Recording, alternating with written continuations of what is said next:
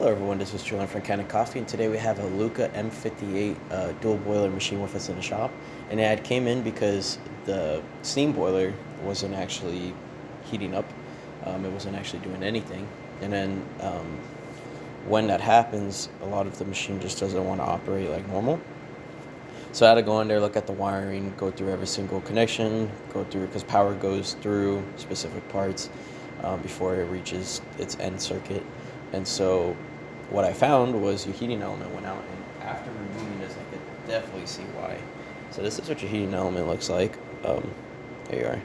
So this is the heating element that was inside of your steam boiler, fully shrouded and coated in scale and a lot of debris. This is why you would want to descale your machines.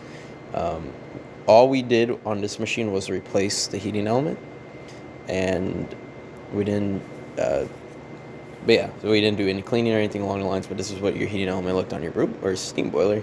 So I'd probably recommend descaling your brew boiler also, because this is pretty bad, and that allows the heating element to just go bad after a while, especially if it's turning on and off. And with that type of scale, I'll actually, if you do decide to descale the machine, I would do it in really, really small increments. The amount of descaler you put in there, because you could pop the heating element if it's shrouded like that.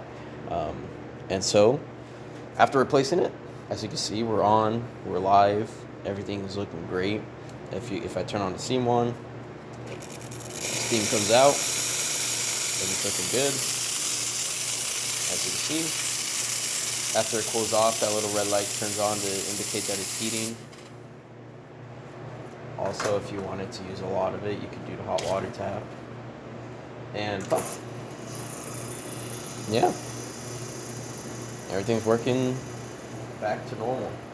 And that's about it for this repair. If you liked this video or any of our other videos on our channel, leave a like, subscribe, and hit the bell. Thanks for watching.